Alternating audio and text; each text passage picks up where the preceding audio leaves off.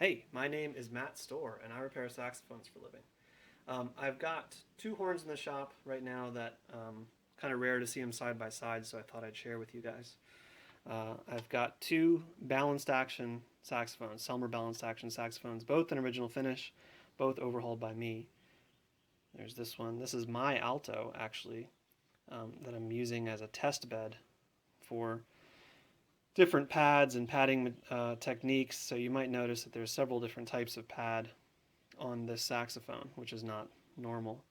You can also see here, this has adjustment screws. These are factory on the right-hand stack, and that adjustment screw is actually for the F-sharp / bar key. You can see, so there's the key foot,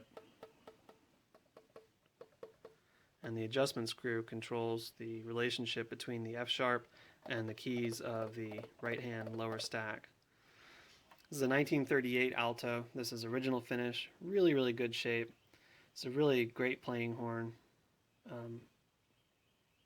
And again, this is mine, and I'm doing, let's see if you can hear that.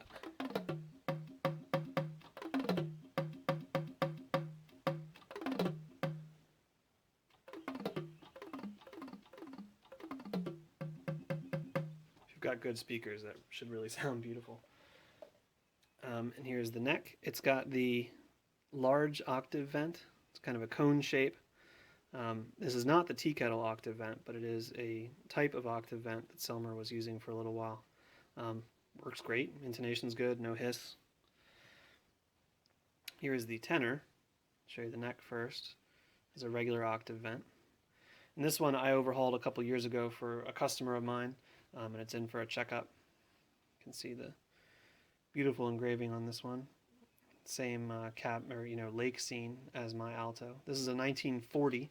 This is also original finish, extremely good condition. And this horn also plays very well. You really don't see balanced actions in this type of shape, especially tenors. It's a joy to work on, and I believe when I first saw this one, both of these horns had their original pads in them, the alto and the tenor, which is always a treat because you get to see how they did the work at the factory. Been fortunate enough to see that quite a few times on many different makes of saxophone, and it's very instructive. You can see there's also adjustment screws on the right-hand stack of the tenor, but they fulfill a different purpose. The F-sharp bar key is actuated and adjusted in the normal method with adjustment materials of different thicknesses, creating the relationship between the right-hand stack keys and the F-sharp. But the height of the key is what that adjustment screw is for, so you control your key heights with the adjustment screw, which works really nice. And let's see if we can see what this one sounds like.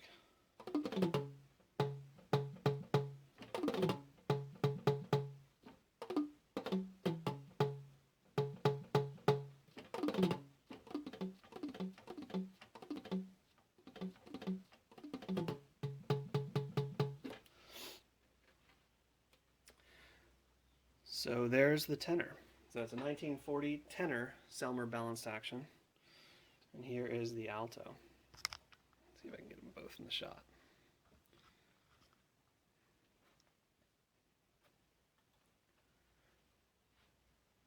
So yeah, it's not my most informative overview ever, but there's just so much to say about Selmers. They were constantly changing things. I mean, you can see even between these two very similar saxophones, there's several differences. There's the adjustment screws and how they did them on the lower stack. The octave mechanism is slightly different on each. You can see it's basically the same mechanical function, but this looks a little bit different than octave mechanism that you're used to seeing. See that the rocker key goes through a hole in the post there, kind of like the old radio improves sometimes do. And then this one, the tenor looks more like a normal octave mechanism.